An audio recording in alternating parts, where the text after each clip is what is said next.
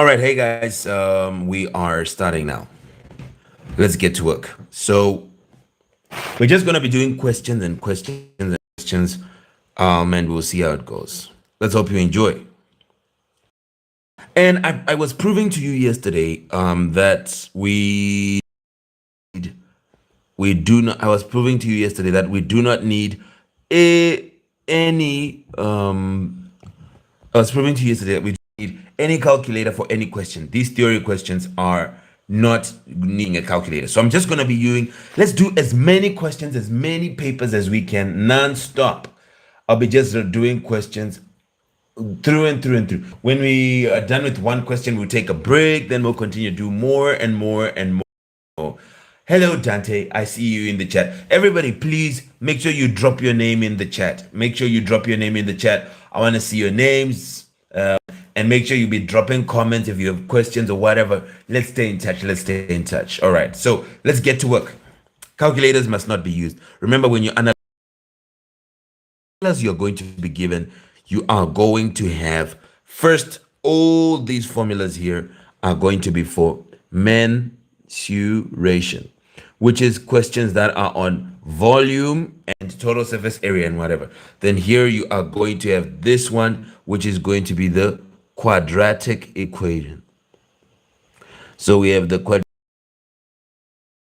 What else do we have? We are going to have trig for non-right angled triangles. Non-right triangles. This is where we use these. In non-right angled triangles, that is where we're going to use these things. Now remember your structure of your math. You have your, I'm going to be using it, and we are going to be doing many questions. We have 4 units and 9 topics, but I'll just show you the 4 units and all the other topics that come in them. We have number, we have algebra, we have, that is unit 2, then unit 3 is shape and space, then unit 4 is probability and statistics. So probability and stats. All right. So by the way, as I'm starting, please, friends, send this to all your groups for school, for anybody who's going to need it. Please share this with all your friends. I would really appreciate it. So share this with all your friends from everywhere. Make sure everybody who needs this can be able to have access to this. This is very important. Let's go through it and make sure you send this link to all your friends and let them join and let them enjoy. Now let's just give me 1 second. Give me 1 second, everyone.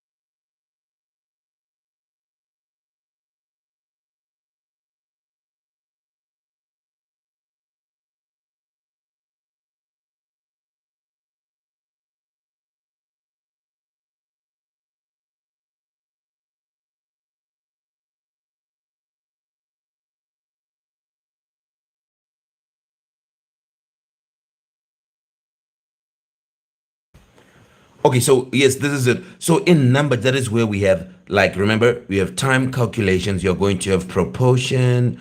If we meet a question on proportion, if we meet a question on interest, if we meet a question on bounds, if we meet a question on percentages, reverse percentage, increase, if we made a question on sets, if we made a question on sequences, if we made a question on whatever, it's going to be from here. Then algebra, this is where we are going to have midpoint. This is where we are going to have the equation of a line. So equation of a line, and this is where we're going to have the gradient of a line. This is where we're going to have parallel lines and perpendicular. So where you're going to meet the word parallel and perpendicular when you are trying to create the equation of a line. This is again where you're going to do the other algebra, where you're going to do many things like graphs, the algebraic graphs, and you're going to do equations. You're going to do solving the equations, quadratic equations. Then you're going to do simultaneous equations. Then you're going to do inequalities. Then you're going to do completing the square. Then you are going to do differentiation. So this is going to be all unit 2. We only have 4 units. So in unit 3, this is where we're going to meet trig, okay, trigonometry, where you are going to meet Pythagoras, okay. In trig, you meet Pythagoras. In trig, you meet SOHCAHTOA, okay. And then you're going to meet many other things. Let's see. Let me see. Give me one sec. Give me one sec.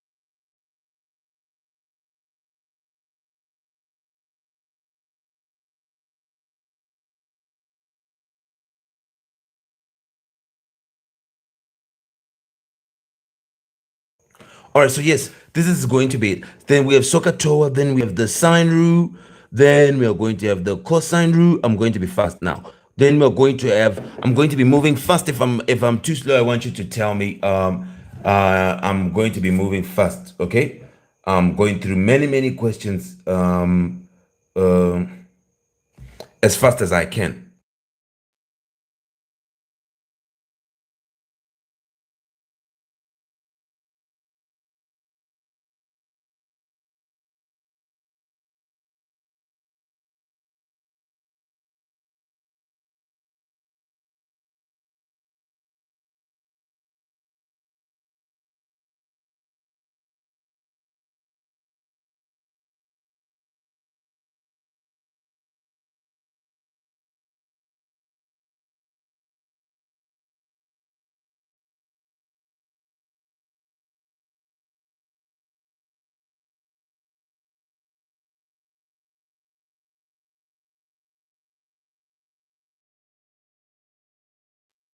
So yes, here we have the cosine rule.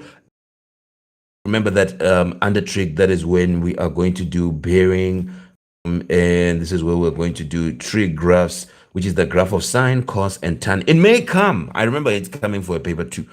Then you're going to have trig equations. So we're going to just do as many as we can, even the other ones before 2025, but we'll be making sure we do only questions that you can solve without a calculator, because the ones that are in this paper are those that you don't need a calculator for. So this is going to be trig, and then mensuration, everything for mensuration, we have the formulas. Fine. Then we're going to have Vectors. Oh, we love vectors. Vectors and transformation. For vectors, we only need to know two things. For transformations, we need to know the four types of transformations, and we need to know how to draw them and how to describe them. Then, what is the other one? So vectors and transformations. Then the last one is going to be, okay, geometry, where you do, let me write, you do circle geometry. So we have circle geometry, and you are going to need to know as well the geometry of parallel lines. So geometry of parallel lines. If we know these things, then we should be able to solve fast and furious. Now here we are going to have obviously probability. Then we are also going to have, so in probability, you're going to do the two types of probability, okay? One is going to be called basic, where you are picking with replacement. Then you're going to pick conditional, where you are picking without replacement. So this is without replacement. You are picking without replacing, and they'll give you a tree diagram which you're going to need to fill up and whatever. And when you do that, you're going to be able to use the word and the word or. You need to be able to be good at using them. And what else are you going to need to know? You are going to, for stats, you're going to need to know, this is stats now, you're going to need to know tree diagrams, stem and leaf, box and whisker, cumulative frequency curve, histogram. So we can just put these things: histogram, then box and whisker, plot, how to do it. These are not hard. Wait, let's say you need to know stem and leaf. Let me remove tree diagrams, but you need to know stem and leaf, rather stem and leaf, and then you're going to also need to know one. So histogram, then you're going to need to know the cumulative frequency curve. Okay, then you're going to need just a bunch of things, and then you're going to need to know how to get the mean, how to get the median, and how to get the mode, and all these other things. So this is going to be it. Let's get to work. Let's start. First question, what is it saying? The probability of picking, so this is going to be probability from the unit number 4. The probability of picking a green pen is this one. Find the probability of not picking a, we know that probability, the two probabilities that you'll be having when you have only two options, the probabilities should add up to 1. So here we can say probability of not green, probability of not green is going to be equal to 1 minus 0.17. It's like this, and then you are going to say to find the answer. So here we need to do with the pencil. You would say 1.00 minus 0.17. We now need to subtract this, and we'll get an answer, right? What would you have here? Here you would have a 10. This becomes a 2. 10 minus 7 is 3. Then here we would need to make it a 10. Then this becomes a 1. 10 minus 2, this is going to be 8. So here we have 0.83. This is going to be that probability. And we are. Now we're going to go to this one. The ways of subtracting and whatever are different.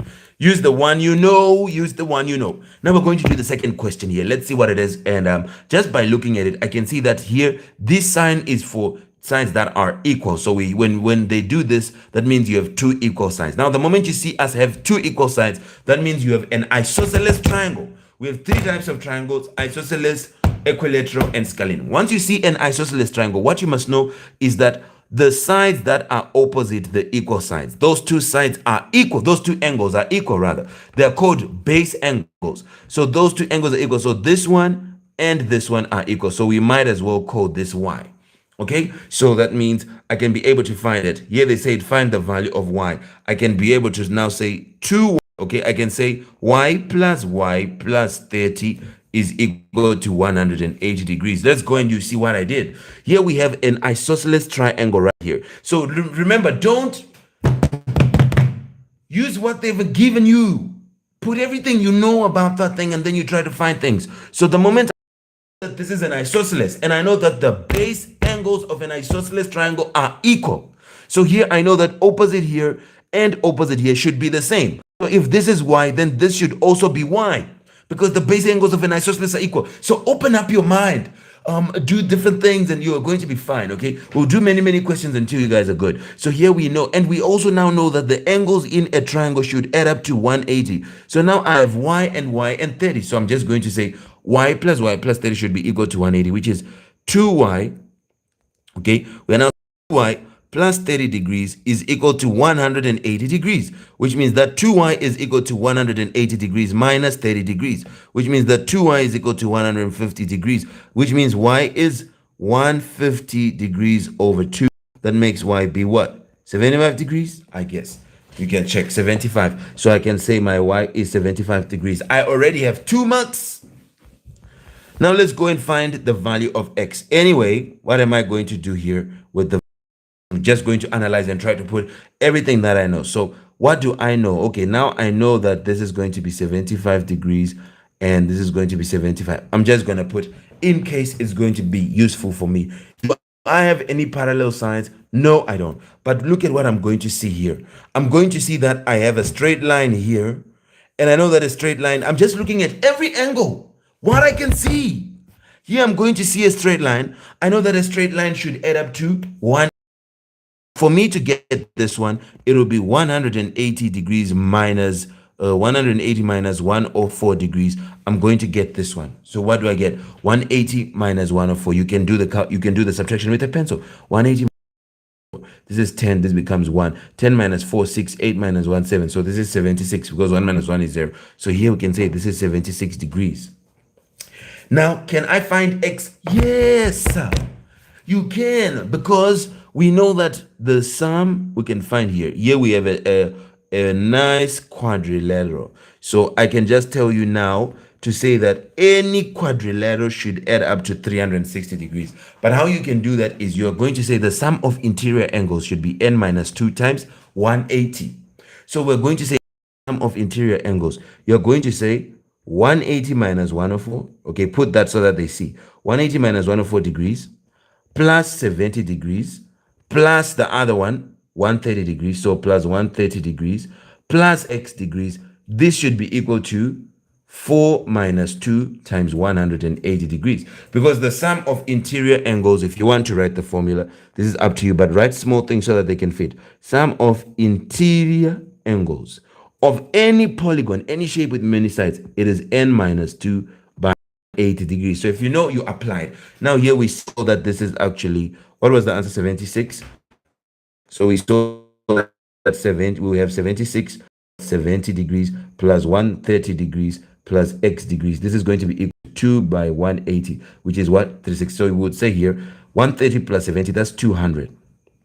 Plus 76, that's 276 degrees plus x. This is going to be, y is here, y is there squared, plus x. This is going to be equal to 360 degrees. So we can say x is equal to 360 degrees minus 276 degrees. What do we get for x? So you just say 360 minus 276. 10, this becomes 8. 10 minus 6, 4. Here we make it 16, this becomes 3. 16 minus 8, 8. So here we'll remain with an 84. So we can say x is equal to 84 degrees. We are done. So here we'd say 84 degrees. We don't need a calculator for anything here.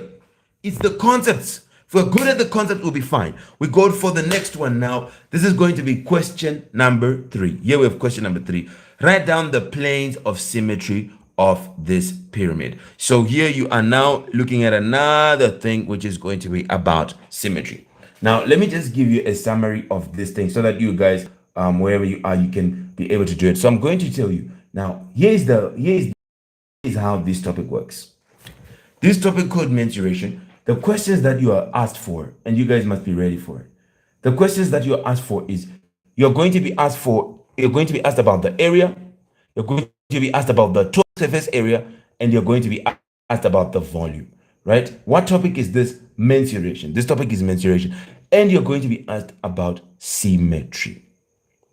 Because we will be dealing with shapes.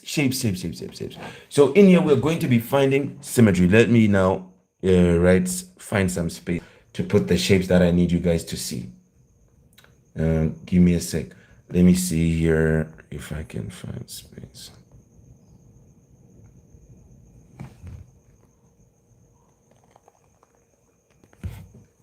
All right, so here I've created some space. Can you guys see? Please type in the chat if you can still see my screen. Let me see in the chat.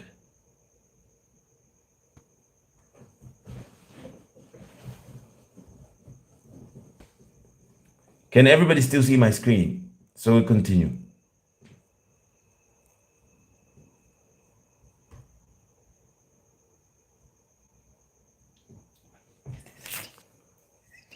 So let me see. I'm trying to read.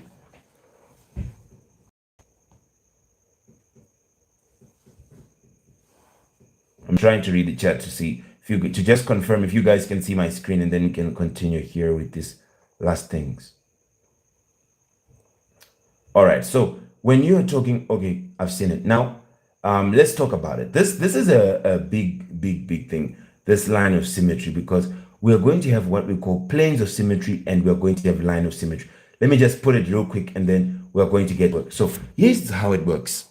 That we have what we call rotational symmetry, and then we also have what we call, I'll be fast, we also have what we call lines of symmetry, right, guys?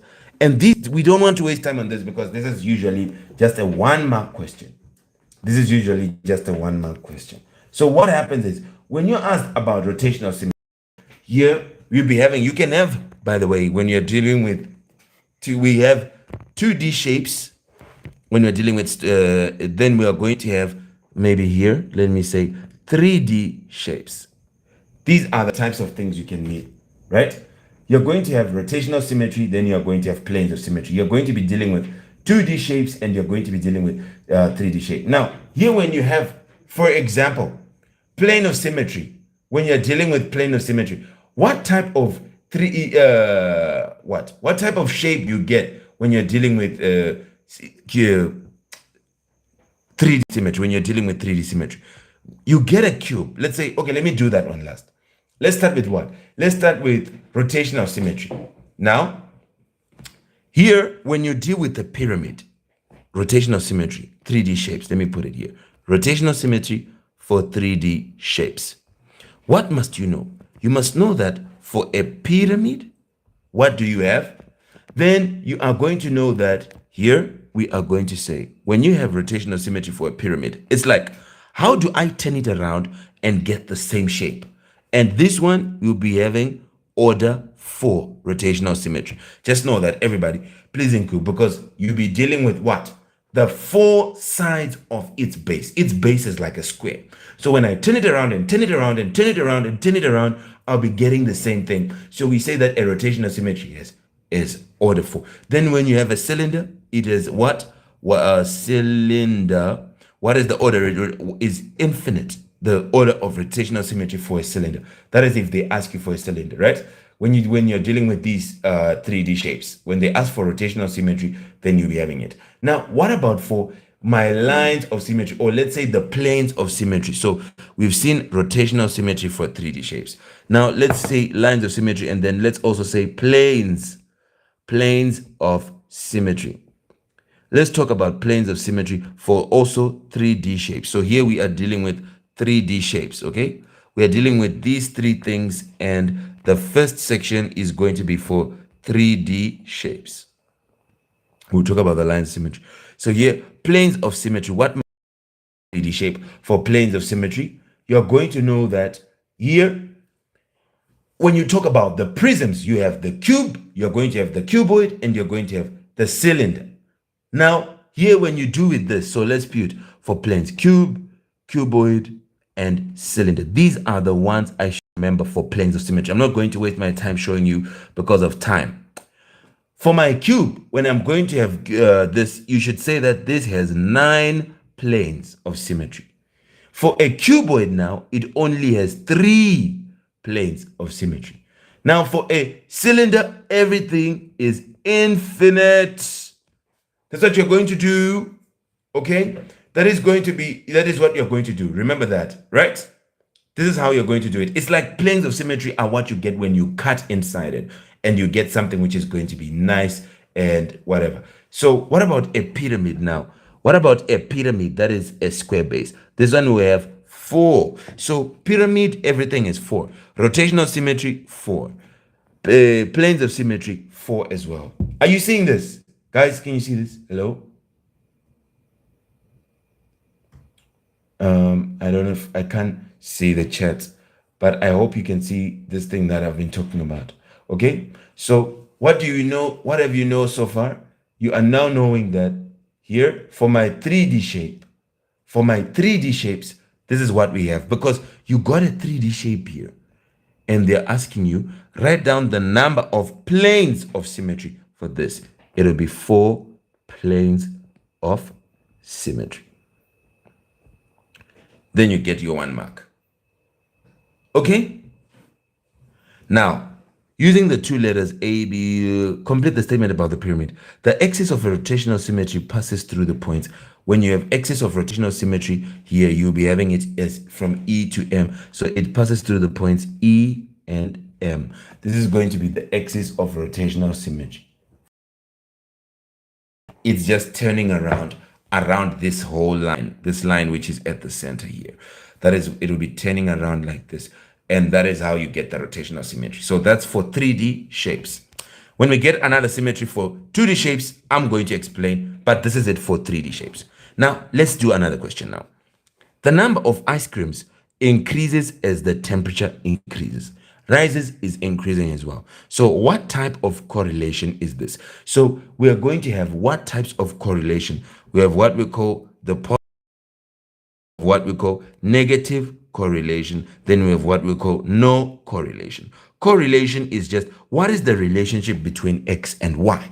If these two things do the same thing, then they have a positive correlation. So here ice cream is increasing as temperature is increasing. So here this is going to be a positive correlation. If it was no correlation, that means there's no trend.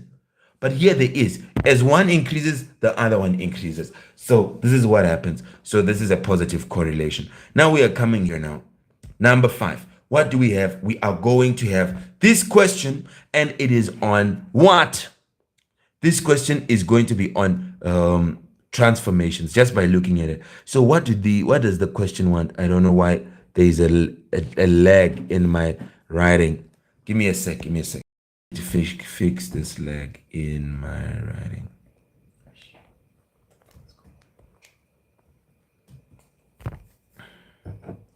Let me do this again. I'm gonna open it again. It's disturbing the pace. So question paper. We are doing question paper 23, by the way. That's the one we have been doing right now. Let me see if I can with something else. Could be, maybe, who knows. So anyway, here it is. We were on the question here on transformations. So let's see what it is saying. What is it saying? Describe. So when we are describing here the single transformation that maps A onto B, right? So when we are doing a description, we are going to state the transformation itself. When you see describe questions are easy. People, we have 4 types of transformation. We have transformation is something that changes your shape. So we're going to have translation, we are going to have rotation, we're going to have reflection, and we are going to have enlargement. These are the 4 types of transformations. Translation, you just move the shape, nothing changes. Now, when you are describing, let's do the describe questions. There's no question as easy as describe.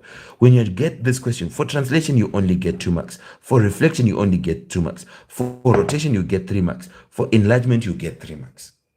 For translation, you're going to say, this is the translation. Then you tell us the translation vector. You get your 2 marks. Sorry for the noise. For reflection, you just tell us, this is a reflection. Then you tell us the line of reflection. You get your 2 marks. For rotation, you tell us, this is a rotation about this center, and then how many degrees clockwise or anti-clockwise. You get the 3 marks. For enlargement, you tell us, this is enlargement about this center, scale factor, whatever. Then that is going to be it. So here, let's see here. From here, I can see that I'm A to go to B, right? I am mapping shape A onto shape B. Now, the thing is, when you're looking at this one, what happens? Okay, it can be the fact that I see it being 3 marks. I know that it is either going to be a rotation or it's going to be an enlargement, right? Why? Because I can see it being 3 marks. So obviously, you look at this. Is this a rotation? It can't be, because the shape got bigger. For rotation, it can't get bigger. This shape got bigger, so this is going to be an enlargement. Now, the next thing I got to find is my scale factor, is my center of enlargement rather. And center of enlargement, there's nothing as easy as that. But what you're just going to do is you pick the same point, then you're going to join those points. You draw a nice line with a ruler that joins those points, and that line should be straight. So we drew a line joining points. Okay, we drew a line joining points, right? And you can continue that line now, joining the same points are joined. Okay, then now when we have that line, we can continue it. You see, like this. We can continue these lines, and this one we can continue it as well. All right, now when we continue them, we just look for where they cross, and we are seeing where they're crossing here. They're crossing here. Where these two lines cross is your center of enlargement. Do you hear me? So here we are just going to say this is going to be enlargement. You get 1 mark. Don't leave it. At least get the mark for telling us which one it is.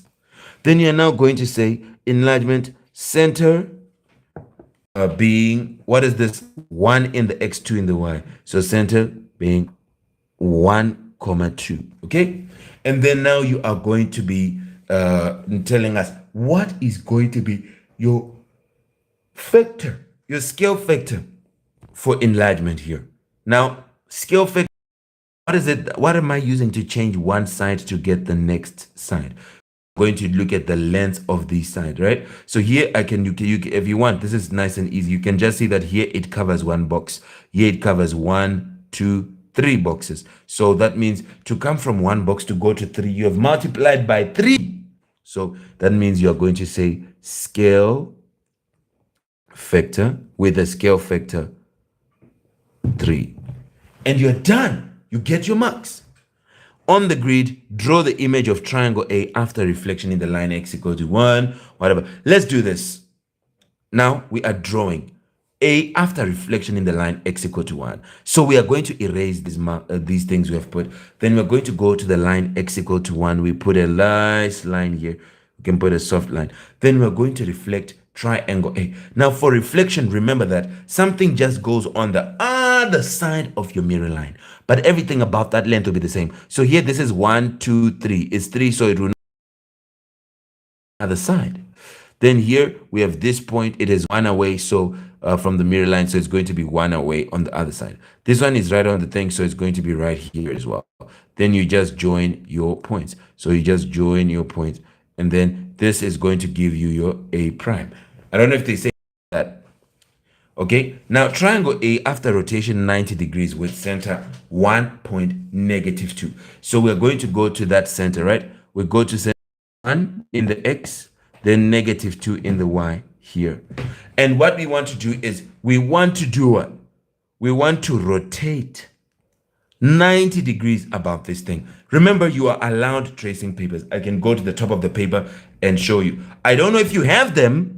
You are certainly allowed them, because what you would then do is you would just look at what you do. You take your tracing paper, let's say it's like this. You're going to put it on top like this. Going to draw this triangle. Let me draw it in purple. You're going to draw this triangle on your tracing paper. Then you're going to pin it here with your hand. Then you rotate it 90 degrees. So you spin it once so that this side is now here. And whatever you're going to get, that is where you're going to draw the new thing, and that is going to be where your new shape is. So for that one, it's going to be tracing paper. For this one, let's just write tracing paper. It's going to help you for that, and that is going to be it. We'll be done. Now let's go to the number 6. It says there are 16 giraffes in a group. Use the information to complete the stem and leaf diagram for the group of 15 giraffes. The stem and leaf shows the information about 9 of these giraffes. So we want the other ones. So here we are saying there are 15 giraffes. One giraffe has a height of 2.6. No giraffe is shorter than 2.5. So 1 is going to be greater than 2.6 meters. No giraffe is shorter than 2.5. So x less than 2.5. This is going to be nothing. Okay. The range of heights for the 15 giraffes is 2.3. Remember, range is going to be highest value minus lowest value. This is equal to 2.3, right? So now what are we going to do for this? Remember, they said no giraffe is shorter than 2.5. So that means this 2.5 is the shortest. Now, what is the tallest? I'll just say for me to get the highest value. Remember, the lowest value is 2.5 because no giraffe is shorter than that. So I now need to get the highest value. I take shortest value to the other side. Highest value will be equal to 2.3 plus 2.5, and I'll get it as 4.8. So there's going to be an 8 here. Okay, to get you a 4.8, this is going to be the highest one. Okay, so now we have 10. Remember, they want 15. Huh? So here we have been told about the range. Now, more than 3 giraffes have the same height. More than 3 giraffes. The model height is this. So let's now put what it means. We are removing this. More than 3 giraffes have the same height. So more than 3, yes. Where are we going to have it? Here, the ones with the same height. Huh? Here is the one with the same height.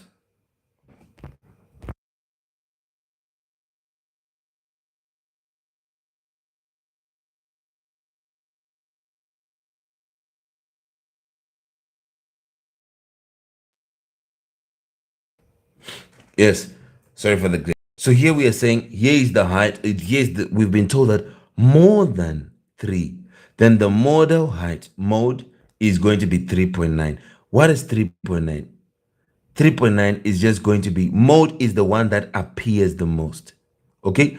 Is the one that appears the most. Remember that. That's your mode.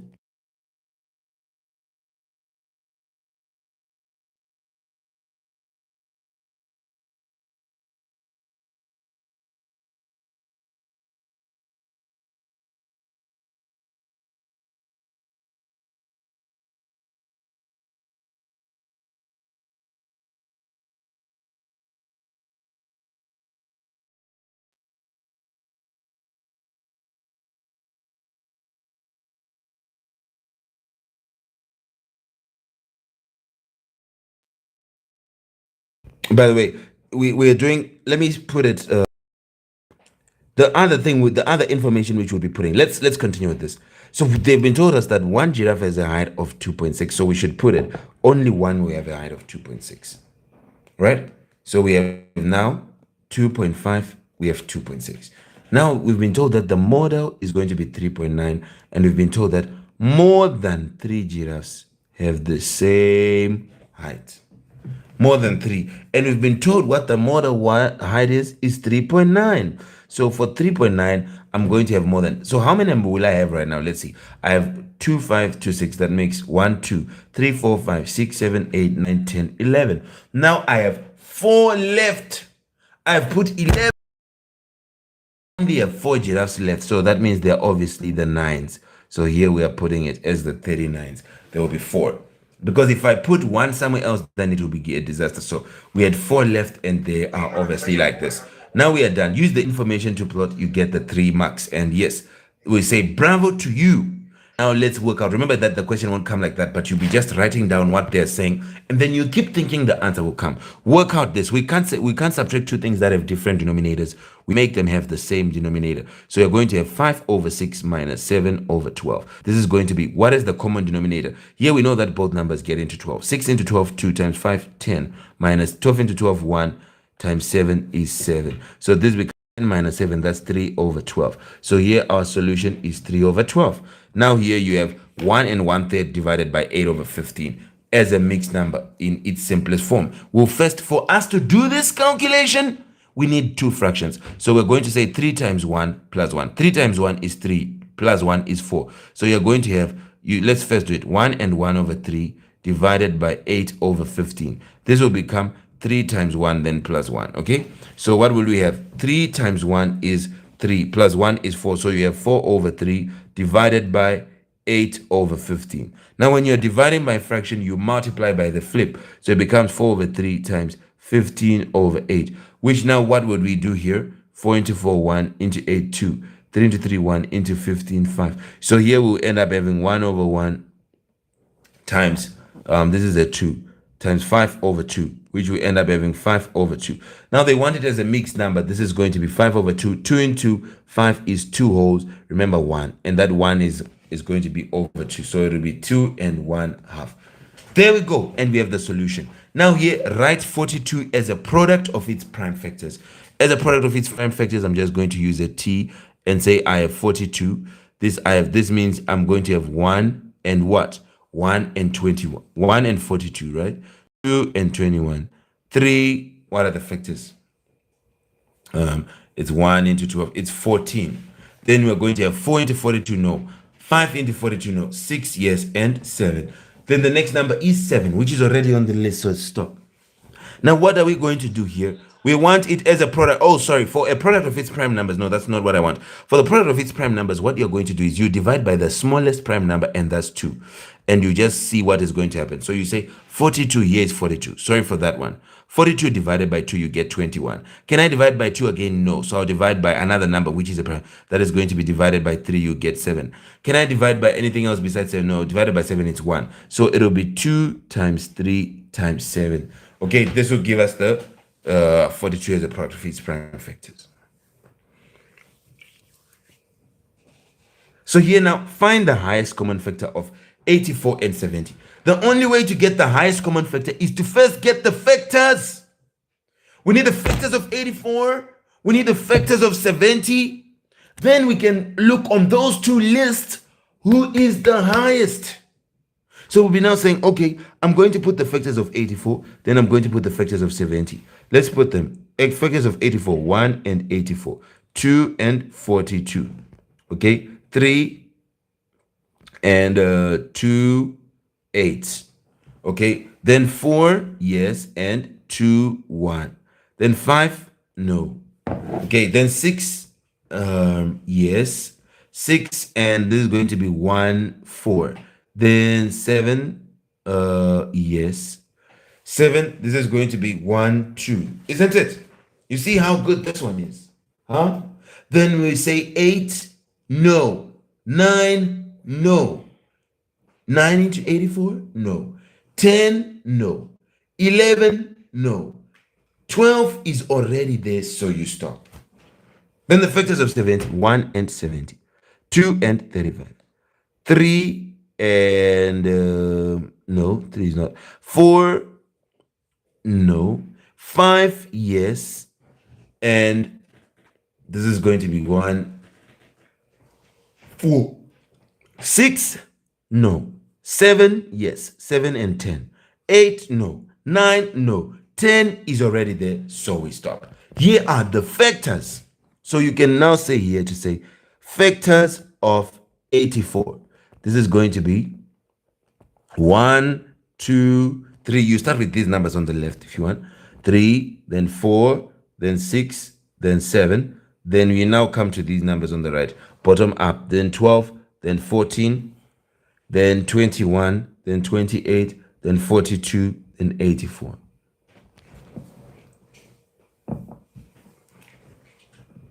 So now we put factors of 70. That's the only way to get the highest common factor or the lowest common one. So here we're going to say factors of 70 are 1, 2, 5, 7. Then here it is going to be 10, 14, 35, and 70. So now who is the highest on this list? We just look for the highest number. Is it 70? No. Is it 35? No, it's not there on the other one.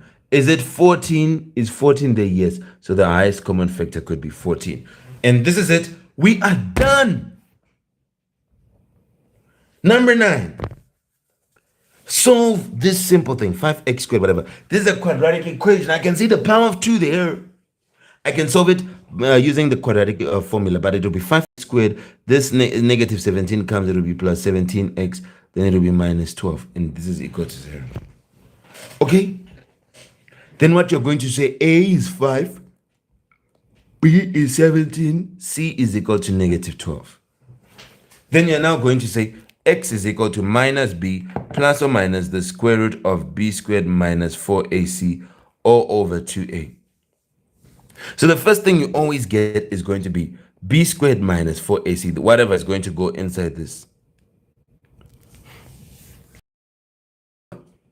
This is going to be 17 squared minus 4 by 5. So here, what would we have here? We would have 17 squared minus, when you say minus, it's now going to be 4 times a, 5 times c, negative 12.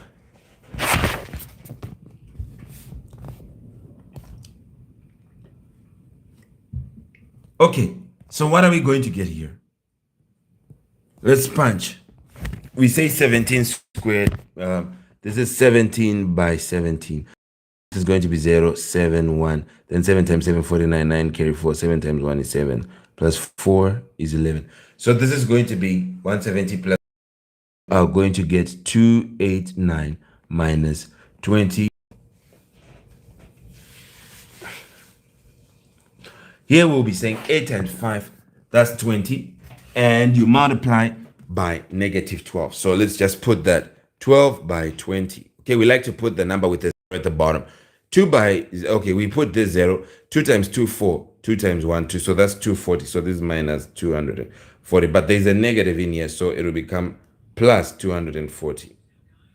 Okay, then what I'm going to have 9, 12, 2, carry 1, 4 plus 5, 529. This is your b squared minus 4ac. Now you can get your x. Okay, I don't know why I wasted a lot of time, space, but you could still simplify it and solve it. Try to find the two numbers that multiply to give you the answer which you want there.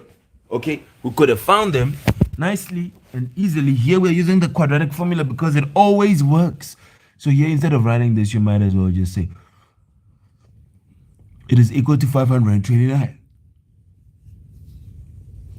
Then now what are we going to do? X is equal to minus of b, which is minus of 17, plus or minus the square root of 529. Okay, 529 all over 2 by a, which is my a is 5.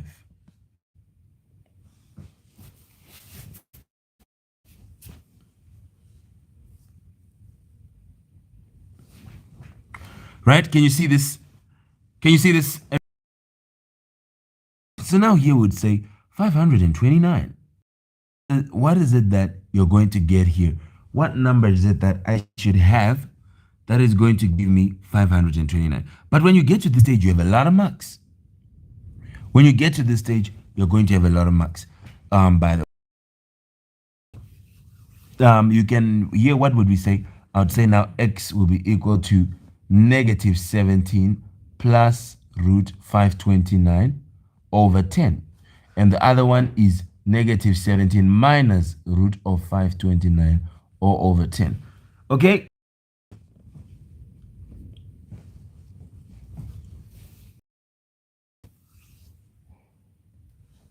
So here, this goes here, this goes there, you are done. A squared are integers. One solution of this equation is 6, is x equal to 6. Write down the other solution. So anyway, I have my equation which is saying ax squared plus a is equal to b. And they're telling me that one solution is 6. Write down the. So how do I get this solution? Well, here there is only x only. So I would say here a x squared is equal to b minus a. Then x squared is equal to b minus a.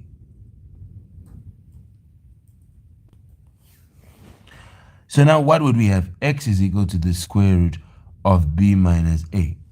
So we're going to get here to say 6 is equal to the square root of b minus a. It's plus or minus.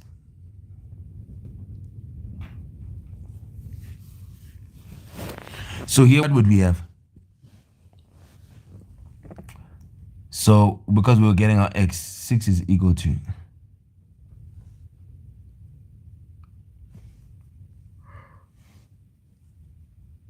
So what would we have? 6 is equal to plus b is equal to the square root of b minus a. Then is 6 is equal to negative the square root of b minus a. What am I going to have now? Let's put these factors down. This is just a bunch of maths. It's like almost like mental math, right? You'd have 6 is equal to, here we got 6 as b minus a. Then we want to find the other solution because that's what the question said.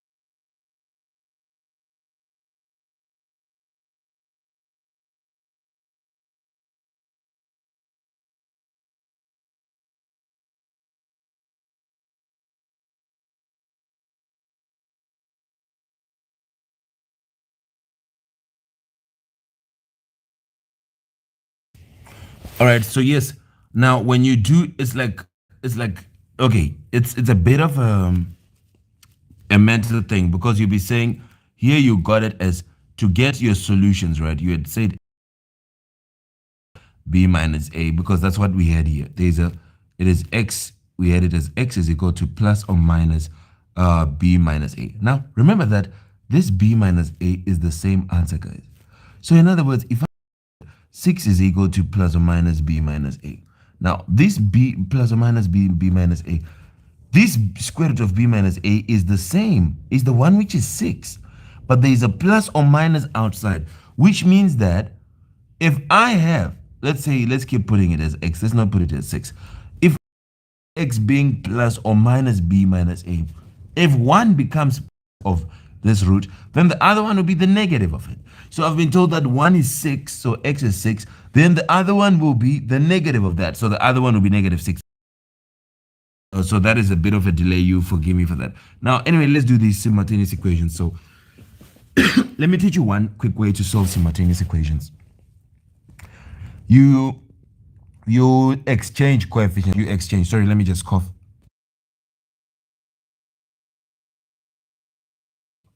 You're going to exchange coefficients. So, in other words, x has a 4. I'll multiply this whole of the bottom thing by 4. Then the bottom has a 3 on x. So multiply the whole of this by 3. So what I'm going to say is we're going to say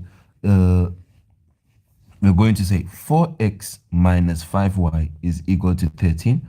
This whole thing I multiplied by 3. We end up having 12x minus 15y minus is equal to 13, 26, 39 is equal to 39. And this is going to be my equation number 1. Then I'm going to now say 3x minus 2y is equal to 8.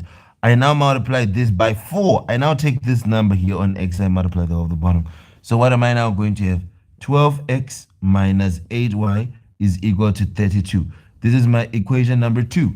Now I'm going to just find my solution by saying equation 2 minus equation 1, for example. I'll now have 12x minus 8y equal to 32. this whole thing minus equation 1, which is inside. You put equation 1. 12x minus 15y is equal to 39. We subtract that. 12x minus 12x 0.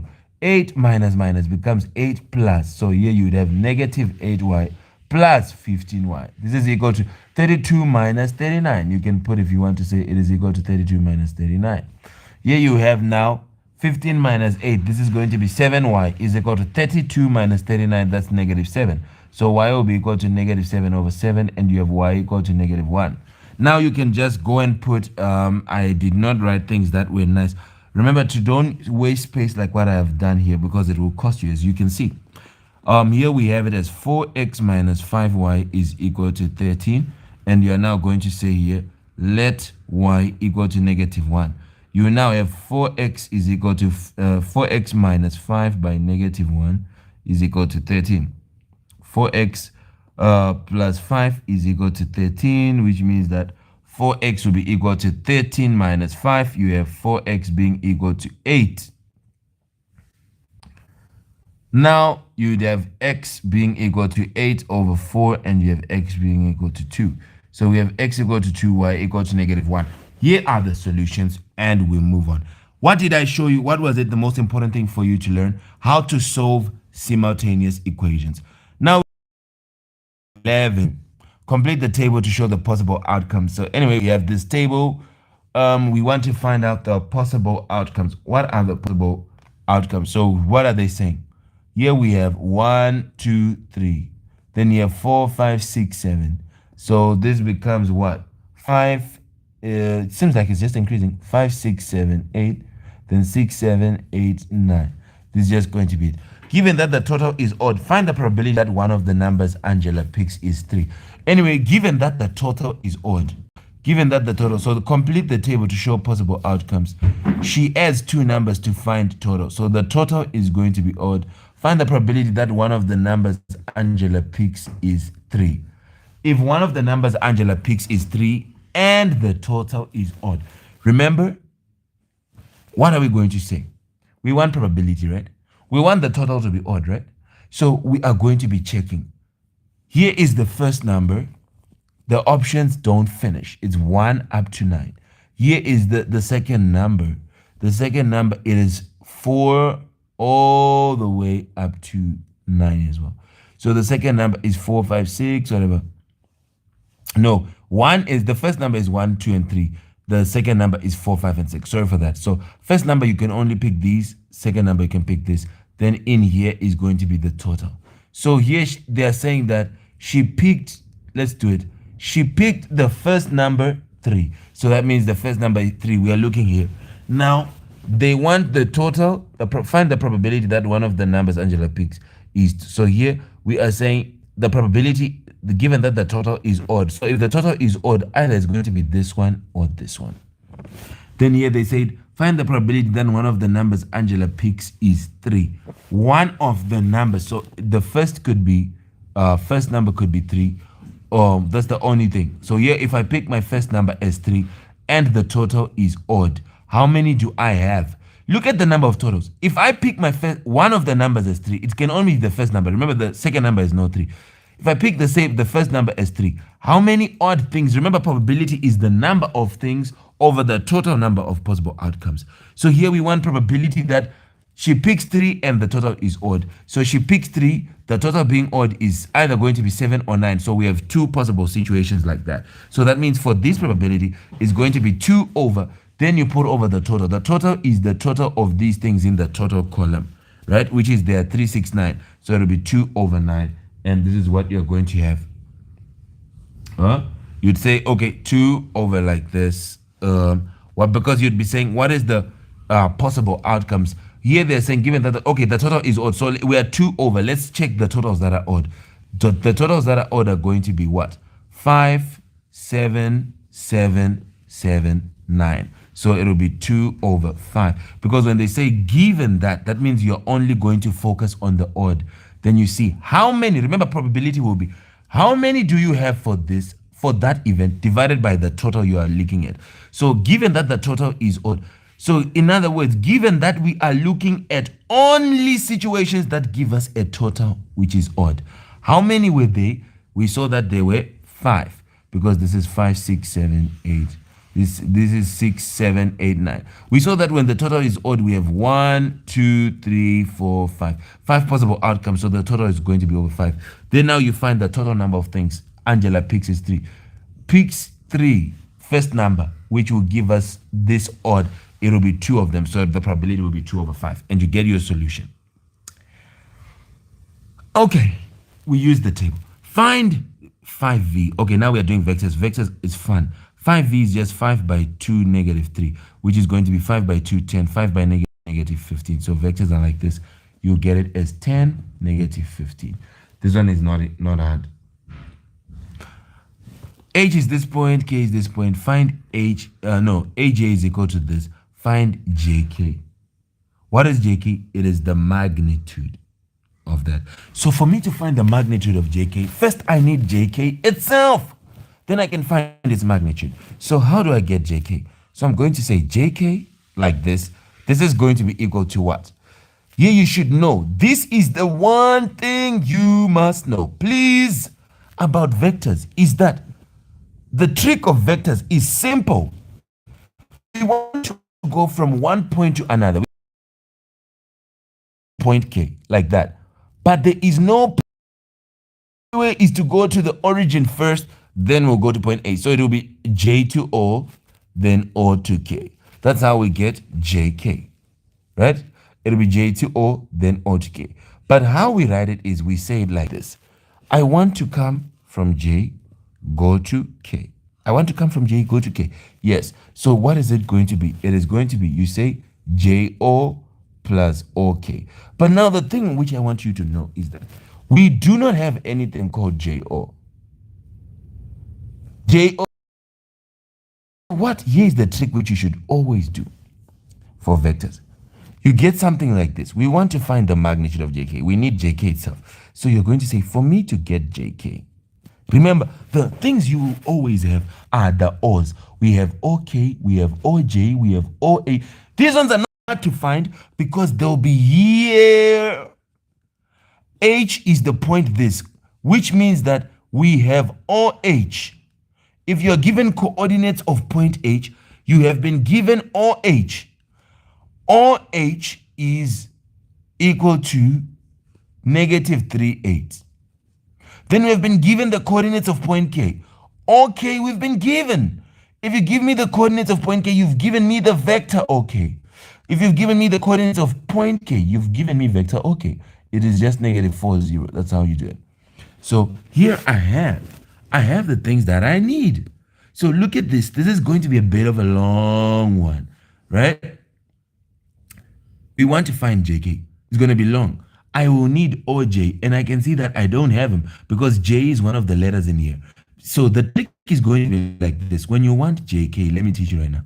When you want JK, it will be the second one minus the first one. Remember, you are using what we call position vector. So it's going to be OK, which is the second one, minus OJ.